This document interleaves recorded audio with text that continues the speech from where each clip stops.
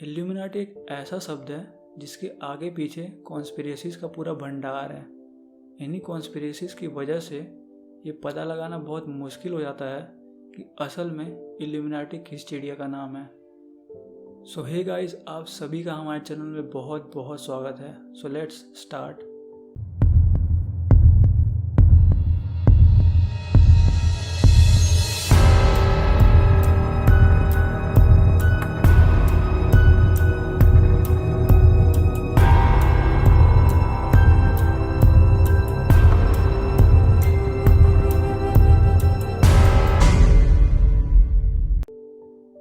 तो जनरली ये माना जाता है कि इल्यूमिनाटी एक ऑर्गेनाइजेशन या सोसाइटी ग्रुप है जो 1776 में एडम विशॉप ने एस्टेब्लिश की थी।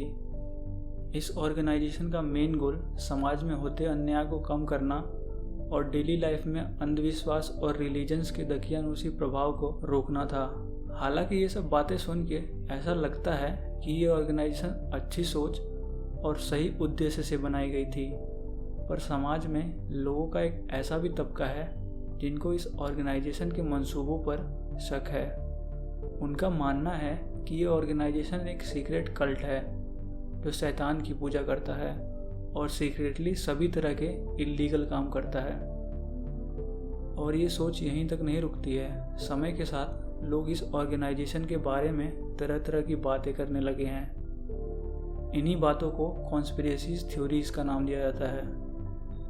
ऐसे ही इल्यूमिनाटी से रिलेटेड कुछ कॉन्स्पिरेसी थ्योरीज में से एक मेन थ्योरी जो सबसे उभर कर लोगों के बीच में आती है वो ये है कि इल्यूमिनाटी शाही परिवार और अमीर लोगों का एक सीक्रेट ग्रुप है जिसका एम है पूरी दुनिया के इंसानों को कंट्रोल करना, और वो इंसानों को कंट्रोल करने के लिए कई हथकंडे अपना रहे हैं, जैसे ह्यूमन माइंड को मैनिपुलेट करना, सारे रिसोर्सेज पर धीरे धीरे अपना कब्जा जमाना, पॉपुलेशन पॉलिसीज से पॉपुलेशन पर कंट्रोल रखना, साथ ही साथ मीडिया, एजुकेशन और यहाँ तक कि हर देशों के लीडर्स, रिलीजियस ऑर्गेनाइजेशंस या फिर रिलीजियस गुरुज को अपने हिसाब से मैनिपुलेट करना।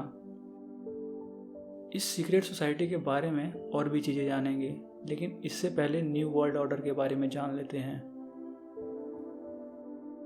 तो न्यू वर्ल्ड ऑर्डर एक ऐसा वर्ल्ड ऑर्डर होगा जो इल्यूमिनाटी के नक्शे कदम पर चलेगा। समझ नहीं आया? चलो कोई नहीं, ऐसे समझो। इस थ्योरी के हिसाब से इल्यूमिनाटी पूरी दुनिया को सेंट्रलाइज करना चाहती है। मतलब कि एक ऐसी दुनिया जहाँ एक गवर्नमेंट होगी, एक करेंसी, एक तरह के लॉज, एक डिफेंस एजेंसी, एक ही टाइप का एजुकेशन सिस्टम और एक ही मीडिया कॉरपोरेशन होगी। अब मन में सवाल आ रहा होगा कि ये सीक्रेट सोसाइटी ऐसा क्यों चाहती है? तो जवाब है कंट्रोल। इससे लोगों को कंट्रोल करना और उन पर रूल करना बहुत ही आसान हो जाएगा। आप सभी को ये भी लग रहा होगा कि ये द न्यू वर्ल्ड ऑर्डर का कॉन्सेप्ट नई बात है, तो बताना चाहूँगा कि आपका ये सोचना गलत है, क्योंकि इससे पहले भी कई बार इसके बारे में बड़े बड़े देशों के लीडर्स जैसे वुड्रो विल्सन, जॉर्ज बुश और विंस्टन चर्चिल अलग अलग मौक़ों पर बात कर चुके हैं, और माना जाता है कि ये लीडर्स भी इसी सीक्रेट सोसाइटी के मेंबर्स थे। इसके अलावा भी इस सोसाइटी के कई सारे प्लान्स हैं जो कि ऑलरेडी बहुत पहले से इम्प्लीमेंट होना शुरू हो चुके हैं। वो तो आजकल सोशल मीडिया का ज़माना है, तो लोग इन चीज़ों को लेकर थोड़ा बहुत जागरूक हो रहे हैं। इसी कॉन्स्पिरेसी थ्योरी की एक दूसरी कड़ी है। वो कड़ी ये कहती है कि they want to control the finances of whole world. मतलब कि ये सीक्रेट ग्रुप दुनिया के सभी बैंक्स या कहें करेंसी पर कंट्रोल करना चाहती है। आप लोग सोच रहे होंगे कि अब ये क्या नया पंगा है? तो आप सभी ने डेब्ट फाइनेंसिंग का नाम सुना होगा। नहीं सुना? चलिए छोड़िए, चाइना का नाम तो सुना ही होगा। तो बीते कुछ सालों में चाइना हमारे पड़ोसी देशों के साथ क्या कर रहा है बताता हूँ। तो जो लोग इंटरनेशनल न्यूज़ देखते होंगे उन्हें ये पता होगा कि चाइना की इकोनॉमी लगभग 12.5 ट्रिलियन तक की है, और इसी वजह से चाइना के पास खूब सारा पैसा है। चाइना क्या कर रहा है कि हमारे पड़ोसी देशों को लोन में भर भर के पैसा दे रहा है। अब जो लोन लेता है तो उसे कभी ना कभी वापस तो करना ही पड़ता है, पर हमारे पड़ोसी देशों की कंडीशन इतनी अच्छी नहीं है कि इंटरेस्ट के साथ ये लोन वो चाइना को वापस कर सकें। जब हमारे पड़ोसी देश ये लोन वापस नहीं कर पाते तो चाइना लोन के बदले इन देशों से इनकी ज़मीन के कुछ हिस्से को अपने नाम करवा लेता है, और धीरे धीरे ऐसे करते करते चाइना पूरे देश को अपने कंट्रोल में कर रहा है। चाइना का ये मेथड एकदम अंग्रेज़ों जैसा ही है, बस पहले अंग्रेज आर्मी देकर दूसरे देशों को प्रोटेक्ट करने की बात करते थे और यहाँ चाइना पैसा दे रहा है। बट दोनों ही मेथड का रिजल्ट क्या निकलता है? दूसरे देशों को अपना गुलाम बनाना। तो मैं क्या बता रहा था कि हाँ, जब इल्यूमिनाटी का फाइनेंशियल्स या बैंक्स पर पूरा कंट्रोल होगा तो अब आप समझ सकते हैं कि ये भी कैसे सभी देशों को अपने अंडर ले लेंगे। बहुत सारे बैंक्स तो ये लोग ओन भी करते हैं। एग्जाम्पल के लिए JP मॉर्गन बैंक, रॉथस्चाइल्ड का पेरिस ओरलिन्स बैंक, रॉकफेलर्स का मैनहट्टन बैंक। हालांकि अभी जो मैंने बताया है ये अभी एकदम से अगले 1-2 सालों में नहीं होने वाला, बट फ्यूचर में आप जब अपने बुढ़ापे में होंगे या आपके बच्चे जब जवान हो जाएंगे तो आप इस चीज़ को होता ज़रूर देखेंगे। इसी सिचुएशन को डिस्क्राइब करने के लिए बहुत पहले अमेरिका के तीसरे प्रेसिडेंट थॉमस जेफरसन ने एक लाइन कही थी, सुनाना चाहूँगा आप लोगों को। तो वो कहते हैं, मेरा मानना है कि बैंकिंग संस्थान हमारी आज़ादी के लिए सेनाओं से कहीं ज़्यादा खतरनाक हैं। तो वीडियो में इससे पहले जो मैंने बताया है आप उससे इस लाइन को रिलेट कर पा रहे होंगे। चलिए, मुझ पे तो क्या ही यकीन करना, पर अब जब इतना बड़ा लीडर ऐसा कुछ कह रहा है तब वो ऐसे ही तो नहीं कह रहा होगा, कुछ ना कुछ तो रीज़न और सच्चाई होगी इन बातों में। खैर चलिए अब आगे बढ़ते हैं। तो बहुत सारे सेलिब्रिटीज़, फाइनेंसियर्स और बड़ी बड़ी हस्तियाँ जैसे Jim Carrey, George Soros, Lady Gaga, the Pope, Barack Obama, Queen Elizabeth, Kanye West, Bob Dylan, Rihanna और बियोंसे कहा जाता है कि इल्यूमिनाटी के मेंबर्स हैं। अब मैं ऐसा कैसे कह रहा हूँ कि ये इल्यूमिनाटी के मेंबर्स हैं? तो सबसे पहली वजह जो साफ साफ दिखाई देती है वो है इल्यूमिनाटी के सिंबल्स, जो कि ये लोग बार बार पब्लिकली यूज़ करते हैं। एग्जाम्पल के लिए लेडी गागा अपने एक video song born this way में बकरे के सिर के साथ दिखाई पड़ती हैं, जो कि गॉड बेमोफेट को रिप्रेजेंट करता है और ये इल्यूमिनाटी के मेन गॉड्स में आते हैं। इसी तरह डोनाल्ड ट्रंप और बराक ओबामा को भी इल्यूमिनाटी का मेंबर माना जाता है, क्योंकि दोनों ने कई बार पब्लिकली मीडिया में साइन ऑफ हॉर्न्स को यूज़ किया है। आप लोग कमेंट करेंगे तो मैं इल्यूमिनाटी सिंबल्स पर एक अलग वीडियो बना दूंगा। Now you guys are thinking कि भाई ये तो तुम फॉलो करने वाले लोगों के बारे में बता रहे हो, रियल कौन है इल्यूमिनाटी वो तो बताओ यार। तो भाई लोग, ये सोसाइटी बहुत ही सीक्रेटली काम करती है और इस सोसाइटी के मेन मेंबर्स दुनिया की पूरी आबादी का सिर्फ 1% ही हैं। आप यहाँ तक कह सकते हैं कि जो सेलिब्रिटीज़ और लीडर्स इन्हें फॉलो भी करते हैं उन्हें तक इस ग्रुप के इनर सर्कल या मेन मेंबर्स के बारे में पता नहीं होता है। तो किसी के लिए भी इस सोसाइटी के एग्जैक्ट मेंबर्स के बारे में बताना नामुमकिन है। हम बस अंदाज़ा ही लगा सकते हैं। पर फिर भी अगर आप इनके मेंबर्स को डिस्क्राइब करना चाहें तो ऐसा कह सकते हैं कि दुनिया का सबसे एलीट ग्रुप है, जिसके इशारों पर आज पूरी दुनिया चल रही है। अब कुछ लोग ये भी सोच रहे होंगे, हम लोगों ने तो यूट्यूब पर वीडियोस देखी हैं जिसमें रॉथस्चाइल्ड और कई रॉयल फैमिलीज़ को इस सोसाइटी का मेंबर बताया जाता है। तो बिल्कुल आप सभी ने ज़रूर वीडियोस देखी होंगी, पर क्या कोई चैनल ये 100% क्लेम कर सकता है कि यही मेंबर्स हैं? कोई भी नहीं कर सकता, क्योंकि ये बस एक थ्योरी है कि ये फैमिलीज़ इस सीक्रेट ग्रुप के मेंबर्स हैं। खैर, अब एलीट रॉयल फैमिलीज़ की बात आ ही गई है तो कॉन्स्पिरेसी थ्योरीज़ के हिसाब से जो भी 13 सीक्रेट रॉयल फैमिली इल्यूमिनाटी का मेन हिस्सा मानी जाती हैं, मैं इसी वीडियो में उन सभी के बारे में कुछ सीक्रेट्स बताऊंगा जो आपको किसी ने नहीं बताया होगा। तो चलिए जानते हैं। अरे हाँ, इससे पहले मैं आपको बताना चाह रहा था कि आप मीडिया या न्यूज़ में आने वाले हर किसी सेलिब्रिटी को इल्यूमिनाटी का मेंबर नहीं मान लेना, जस्ट बिकॉज कि वो अपने हाथों से कुछ इल्यूमिनाटी के सिंबल्स बनाते हैं। आपको ये समझना चाहिए कि ये एक बहुत ही सीक्रेट और एलीट सोसाइटी है जिसमें हर कोई ऐरा गैरा शामिल नहीं हो सकता। कुछ सेलिब्रिटी वगैरह सिर्फ पब्लिसिटी के लिए इल्यूमिनाटी के सिंबल हाथ से बनाते हैं ताकि लोग इनके बारे में बातें करें कि यार ये बंदा भी इल्यूमिनाटी का मेंबर है। अब टॉपिक पर आते हैं। So now as per conspiracy theories, let's talk about the real 13 Illuminati families. पहली family, the Rothschild. Rothschild Illuminati परिवार के सबसे फेमस परिवारों में से एक है। इस परिवार के बारे में लोग इसलिए जानते हैं क्योंकि इस परिवार की संपत्ति लगभग हर जगह है। साथ ही ये अपने काम को खुलेआम करते हैं, जैसे इन्हें किसी का डर ही नहीं हो, इसलिए इन्हें पब्लिक अटेंशन तो मिलना ही था। नेथन मेयर रॉथस्चाइल्ड, जिन्होंने इस फैमिली को इस्टेब्लिश किया था, उन्होंने अपने समय में एक बात बोली थी जो काफ़ी फेमस हुई थी। उनका कहना था कि मुझे परवाह नहीं है कि राजा कौन है या इंग्लैंड के सिंहासन पर कौन सी कठपुतली रखी गई है।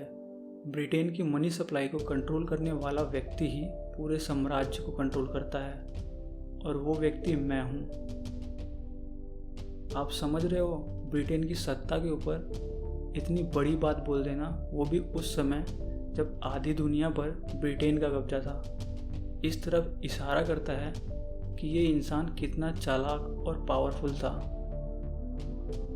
इसी इंसान के बारे में एक और इंटरेस्टिंग फैक्ट बताता हूँ। तो Nathan Rothschild is famous for financing Waterloo war. जिनको वाटरलू वॉर के बारे में नहीं पता तो बता दूँ, ये वॉर नेपोलियन की आर्मी और ब्रिटेन के सपोर्ट की हुई ग्रुप के बीच में हुई थी। इस वॉर में नेथन रॉथस्चाइल्ड ने दोनों ही आर्मीज को फंड किया था, पर उसने सोचा कि अगर ब्रिटेन जीतेगा तो उसे ज़्यादा प्रॉफिट होगा और इसलिए उसने ब्रिटेन की आर्मी को और ज़्यादा फंड दिए और आखिर में ब्रिटेन ये वॉर जीत जाता है। ब्रिटेन के जीतने पर उसे ज़्यादा फायदा कैसे होने वाला था, तो इसके लिए उसने एक बहुत ही सादिर चाल सोची थी और वो चाल ये थी कि उसने वॉर के बीच में ही एक अफवाह फैला दी थी कि वॉर नेपोलियन जीतने वाला है और इसके बाद उसने ब्रिटेन से जुड़े अपने सारे शेयर कम दामों में बेच दिए।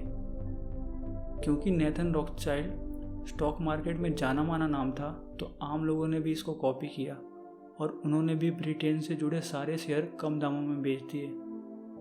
चूँकि नेथन जानता था कि ब्रिटेन ही वॉर जीतेगा, तो इस बंदे ने चुपके से ब्रिटेन वाले सभी शेयर खरीद लिए जो कि इसे कौड़ियों के दाम में मिल गए थे।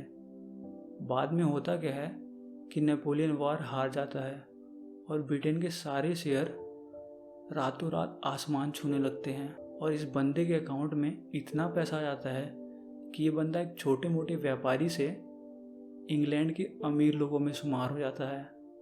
इस घटना को याद कर अपने ही शब्दों में बयान करते हुए नेथन कहता है, it was one of the finest pieces of business he ever did. तो चालाकी तो बहुत ही छोटा शब्द है इस परिवार के लिए। रॉथस्चाइल्ड फैमिली को मास्टर ऑफ फाइनेंस कहा जाता है क्योंकि दुनिया में हर जगह इनकी इन्वेस्टमेंट है। हाल में ही इस परिवार से जुड़ी इतनी खबरें नहीं आ रही हैं, पर कुछ खबरों की माने तो इस परिवार ने फूड्स और नेचुरल रिसोर्सेज में बहुत ही हैवी इन्वेस्टमेंट कर रखा है। नेक्स्ट फैमिली है द रॉकफेलर्स। इस फैमिली के हेड डेविड रॉकफेलर की 101 साल की उम्र में डेथ हो जाने के बाद ये पावरफुल इल्यूमिनाटी ब्लड लाइन थोड़ी कमज़ोर पड़ गई है। रॉकफेलर्स ने अपना ज़्यादातर पैसा अमेरिका में तेल की इंडस्ट्रीज़ को सेटअप करके कमाया है। ये तेल की इंडस्ट्रीज ही थी जिसने जॉन डी रॉकफेलर को 19th एंड 20th सेंचुरी का सबसे अमीर आदमी बना दिया था। ये फैमिली लंबे समय से JP मॉर्गन के बैंक से भी जुड़ी हुई है। तेल के अलावा भी इनका रियल एस्टेट में काफ़ी बड़ा बिजनेस है। इनकी पावर का अंदाज़ा आप ऐसे लगा सकते हैं कि इनका वर्ल्ड की पॉलिटिक्स और इंटरनेशनल बैंक्स पर बहुत बड़ा इन्फ्लुएंस है। इस परिवार की संपत्ति इतनी बड़ी और फैली हुई है कि आप अंदाज़ा नहीं लगा सकते। आज के जो नंबर 1 और नंबर 2 सबसे अमीर आदमी बताए जाते हैं टीवी पे, उनकी संपत्ति इन परिवारों के आगे घास के ढेर में मात्र एक तिनका बराबर है। अगली फैमिली है द ड्यूपॉन्ट फैमिली। ये एक और पावरफुल फैमिली है जो अमेरिका में रहती है। अगर इतिहास के पन्नों को पलटें तो ड्यूपॉन्ट फैमिली का वंश बहुत पुराना है। इस फैमिली ने सन 1700 से ही अपना दबदबा बनाए रखा है। इनकी भी रियल एस्टेट और जानी मानी इंडस्ट्रीज जैसे डेलावरे में अच्छी खासी हिस्सेदारी है। ये भी अमेरिका के अमीर परिवारों में गिने जाते हैं। इस फैमिली के 2 मेंबर्स का क्रिमिनल रिकॉर्ड भी रहा है। एक है जॉन ड्यूपॉन्ट, जिसने Olympic gold medallist Dave Schultz की 1996 में हत्या कर दी थी, और दूसरे जॉन ड्यूपॉन्ट के ही वारिस हैं जिनके ऊपर 2009 में डेव शुल्ज की ही 3 साल की बेटी के रेप का आरोप है। 2016 तक ड्यूपॉन्ट फैमिली की कुल संपत्ति का हिसाब लगाया गया था, तो ये लगभग 15 बिलियन बन रहा था। नेक्स्ट फैमिली है द एस्टर फैमिली। इस परिवार की भी जड़ें अमेरिका से ही जुड़ी हुई हैं। कुछ सालों पहले एस्टर के पास इतनी ज़मीनें थी कि इनको न्यूयॉर्क के लैंडलॉर्ड्स भी कहा जाता था। अगर और डीप में इस फैमिली की हिस्ट्री को स्टडी किया जाए तो मुख्य रूप से इस फैमिली की जड़ें इटली से भी जुड़ी हुई हैं। जॉन एस्टर, जो कि इतिहास के सबसे अमीर लोगों में से एक थे, उनका जन्म जर्मनी में हुआ था और बाद में ये परिवार इंग्लैंड आके बस गया था। अगली फैमिली है द बंडी फैमिली। इल्यूमिनाटी का एक और गुप्त परिवार है। इस परिवार के इतिहास के बारे में बहुत कम पता चलता है क्योंकि ये परिवार इल्यूमिनाटी के इनर सर्कल में आता है। इस परिवार का भी अमेरिका के साथ गहरा संबंध है और माना जाता है कि इनका हाथ अमेरिका के बड़े बड़े प्रोजेक्ट्स जैसे मैनहट्टन प्रोजेक्ट, CIA के कुछ खुफिया ऑपरेशंस जैसे माइंड कंट्रोल से जुड़ा हुआ है। ये फैमिली स्कल और बोन सोसाइटी का भी हिस्सा मानी जाती है। अफवाहों की माने तो इसी स्कल और बोन सोसाइटी के मेंबर्स में अमेरिका के कई प्रेसिडेंट्स भी आते हैं, जैसे जॉर्ज बुश और चर्चिल।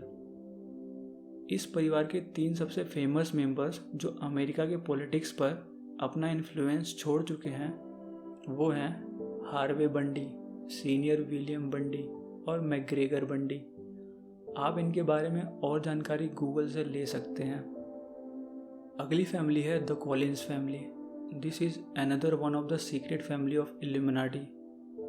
इस परिवार की भी हिस्ट्री के बारे में कुछ ज़्यादा पता नहीं चलता है। ऐसा माना जाता है कि 13 फैमिली ब्लड लाइन्स में जिन फैमिलीज़ के बारे में ज़्यादा सुनने को मिलता है, असल में वो फैमिली इल्यूमिनाटी कमज़ोर परिवारों में आते हैं। हालांकि इन परिवारों का दबदबा आपस में ऊपर नीचे होता रहता है। कॉलिंस परिवार का न्यू इंग्लैंड के शैतानवादियों के साथ संबंध भी माने जाते हैं। अंतरिक्ष यात्री माइकल कॉलिंस भी इसी परिवार से बिलोंग करते हैं। ऐसा कहा जाता है कि रॉथस्चाइल्ड दुनिया की फाइनेंसेस पर कब्जा करे हुए हैं, लेकिन कॉलिंस का नाम मैजिकल पावर से जोड़ा जाता है। इस फैमिली के बहुत सारे मेंबर्स शैतानिक रिचुअल्स में भी भाग लेते हैं और कईयों के पास तो स्पिरिचुअल पावर्स भी हैं। इन्हीं सीक्रेट पावर्स की वजह से इस फैमिली को लाइमलाइट से दूर रखा जाता है। नेक्स्ट फैमिली है द ली ब्लड लाइन। इस फैमिली ब्लड लाइन को चाइना से जोड़ा जाता है और ये चाइना की काफ़ी मशहूर, पावरफुल और अमीर फैमिलीज में से एक है। अफवाहों की माने तो बिलियनियर ली का शिंग एक इल्यूमिनाटी के मेंबर हैं और रॉकफेलर्स और रॉथस्चाइल्ड की फैमिली का ली फैमिली के साथ काफ़ी गहरा नाता जोड़ा जाता है। तो गाइस, ये वीडियो काफ़ी लंबी हो गई है, तो अगर आप बाकी बची हुई फैमिलीज़ और इल्यूमिनाटी से जुड़ी कुछ और कॉन्स्पिरेसी थ्योरीज़ के बारे में जानना चाहते हैं तो इस वीडियो को लाइक, कमेंट और शेयर करें। और हाँ, अगर आपको हमारा कंटेंट पसंद आए तो प्लीज़ चैनल को सब्सक्राइब करना ना भूलें। इससे हमें मोटिवेशन मिलती है कि आप सभी के लिए और अच्छी से अच्छी वीडियोज़ लाई जाए। तो दोस्तों, धन्यवाद आप सभी का हमारे वीडियो को देखने के लिए। थोड़ी सी रिसर्च के बाद मिलते हैं एक नई वीडियो के साथ। तब तक अपना ध्यान रखिएगा।